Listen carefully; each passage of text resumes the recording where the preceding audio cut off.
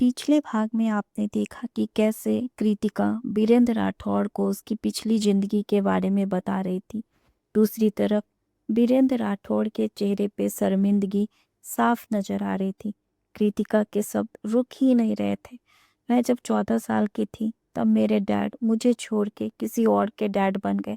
आपको हमेशा सोनाली की ही फिक्र रही, लेकिन आपने कभी यह नहीं सोचा कि मुझे उसके लिए अपनी जिंदगी में कितने समझौते करने पड़े।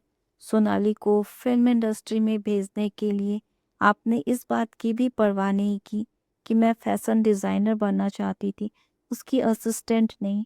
मैंने अपनी मेहनत से कंट्री के बेस्ट कॉलेज में एडमिशन हासिल किया, लेकिन आपने ज़बरदस्ती मुझे वहाँ से निकलवा कर इस सोनाली का गुलाम बना दिया। आज भी आप अच्छी तरह जानते हैं कि मुझ पर गलत इल्ज़ाम लगाया जा रहा है, तब भी आप मुझे ही बलि का बकरा बनाना चाहते हैं। मेरा करियर बर्बाद कर आपको चैन नहीं मिला, जो अब आप मेरी पूरी ज़िंदगी बर्बाद करना चाहते हैं। कृतिका की आंखों में आंसू बहते जा रहे थे और वह उन्हें चाहते हुए भी रोक नहीं पा रही थी। वह रोते रोते ही बोलती रही, आप बेशक सोनाली के डैड हैं, पर मेरे नहीं। गलती उसने की है, इसलिए सजा भी उसी को मिलनी चाहिए। मैं उसका इल्जाम अपने सर पे नहीं लूंगी। अगर उसने कुछ गलत नहीं किया तो उसे किस बात का डर है? पुलिस अपनी छानबीन करने के बाद गुनाहगार को छोड़ेगी नहीं। अगर गुनाह मैंने किया होगा तो पुलिस मुझे पकड़कर ले जाएगी, लेकिन मैंने कुछ किया ही नहीं है, इसलिए मुझे ना तो किसी बात का पछतावा है और न ही किसी का डर। कृतिका के कड़वे शब्द सुनकर वीरेंद्र राठौड़ गुस्से से लाल हो चुका था। उसके शब्द साफ कह रहे थे कि कृतिका के लिए उसके डैड मर चुके हैं। कृतिका अपनी बात कहकर तुरंत वहां से बाहर भाग गई। किसी ने नहीं सोचा था कि कृतिका इस तरह अचानक वहां से चली जाएगी। वीरेंद्र राठौड़ ने तुरंत कहा, जल्दी उसका पीछा करो, वो बाहर वालों को जाकर कुछ बता न पाए। उसकी बात सुनते ही अनिकेत तेजी से कृतिका के पीछे भागा और उसके साथ ही सोनाली भी। वहां से बाहर आने के बाद कृतिका ने अपने आंसू साफ किए। वो अब उन लोगों के लिए आंसू भी बहाना नहीं चाहती थी। असल में कुछ देर पहले तो वो सिर्फ ड्रामा कर रही थी। उसका दिल उन लोगों से तभी हट चुका था जब पिछली जिंदगी में उन सब ने मिलकर उसकी जान ली थी। अब कृतिका के लिए उन लोगों के कहे किसी भी शब्द की कोई कीमत नहीं थी। राठौड़ हाउस से बाहर आते ही कृतिका ने अपने कदम धीमे कर लिए। तभी उसे किसी की सीटी बजाने की आवाज सुनाई दी। कृतिका ने तुरंत आवाज की तरफ देखा। वहां एक झाड़ी के पीछे अनिरुद्ध छुपा खड़ा था। कृतिका ने उसे दोबारा छिपने का इशारा किया। तभी उसे पीछे से अनिकेत की आवाज सुनाई दी, कृतिका। कृतिका को पहले डर था कि वह उसके पीछे नहीं आएगा, लेकिन जैसे ही उसने उसकी आवाज सुनी वह मन ही मन मुस्कुराने लगी। अनिकेत के पीछे पीछे सोनाली भी आ रही थी।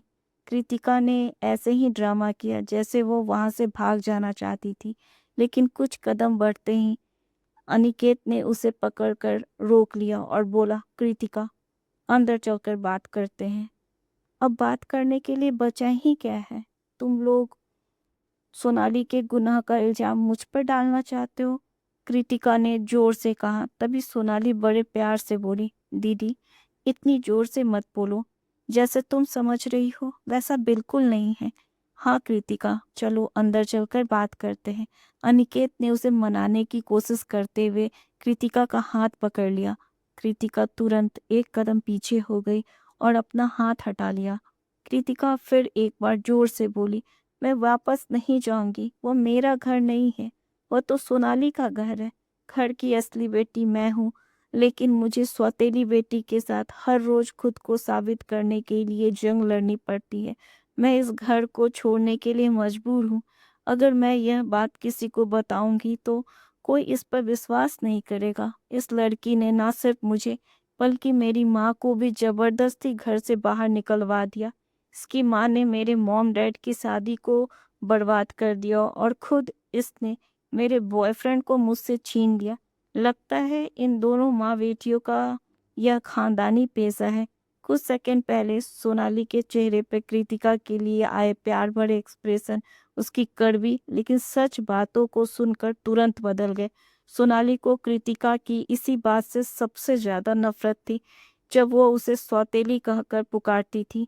सोनाली बहुत छोटी उम्र से ही जानती थी कि वीरेंद्र राठौड़ ही उसका पिता है, लेकिन कृतिका की बातें हमेशा उसे यही एहसास दिलाती थी कि उसका वीरेंद्र राठौड़ के साथ कोई रिश्ता नहीं है।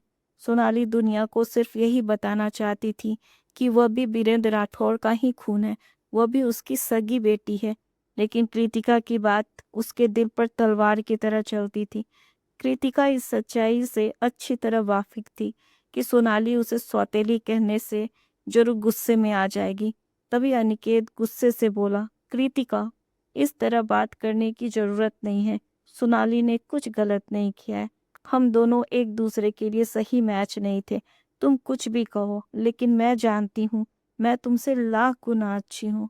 तुम बोलते तो बहुत मीठा हो, लेकिन तुम्हारी हरकतें बहुत गिरी हुई है।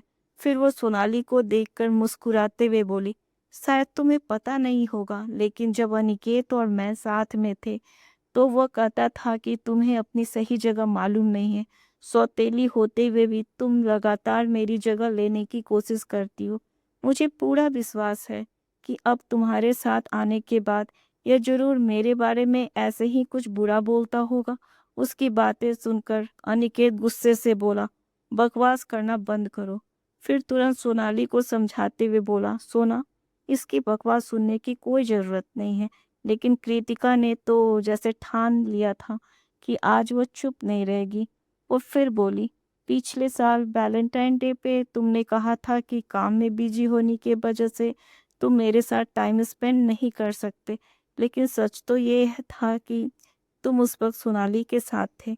तुमने 2 ब्रेसलेट खरीदे थे, जिसमें से तुमने एक सोनाली को दिया था और एक अपने पास रख लिया था।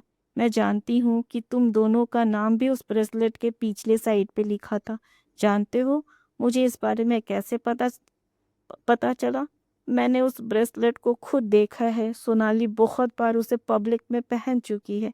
असल में कृतिका को उस ब्रेसलेट के बारे में तब तक पता नहीं था जब तक वो पिछली जिंदगी में जेल से बाहर नहीं आई थी।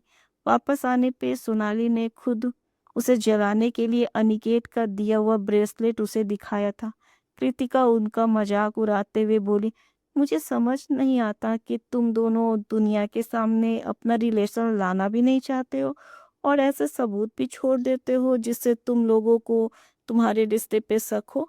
अगर तुम एक दूसरे को ऐसे गिफ्ट नहीं दोगे तो क्या तुम्हारा प्यार झूठा साबित हो जाएगा? कृतिका फिर बोली, अनिकेत, जब तुमने सोनाली को ब्रेसलेट दिया था तब तक तुमने मुझसे ब्रेकअप भी नहीं किया था, बल्कि तुम तो मुझसे शादी करना चाहते थे। वैसे मैं आज तक सोचती हूँ कि अचानक मुझे छोड़कर सोनाली तुम्हें कैसे पसंद आने लगी। उसकी बात सुनकर अनिकेत बोला, कृतिका, अब उस बात को छोड़ भी दो ना। ठीक है, मैं उस बारे में बात नहीं करूंगी, लेकिन तुमने खुद सोनाली के फोन में मुझे भेजे हुए मैसेज पढ़े हैं ना? तुमने अभी तक समझ नहीं आया कि सोनाली तुम्हें धोखा देके उस डायरेक्टर से अकेले मिलने गई थी?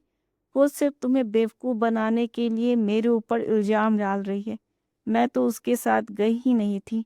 तुम ही जानते हो इतनी रात को एक फीमेल आर्टिस्ट किसी डायरेक्टर से होटल रूम में किस तरह की मीटिंग करने जाती होगी। तुम इस इंडस्ट्री के हर गोरख धंधे से वाकिफ हो।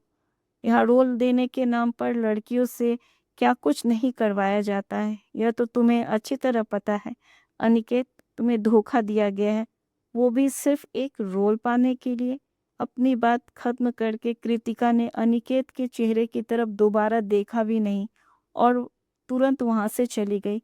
अनिकेत को ऐसा हैरान खड़ा देख सोनाली तुरंत आगे आई और उसका हाथ पकड़ के बोली, अनिकेत, इस तरह क्या देख रहे हो? जल्दी रोको उसे।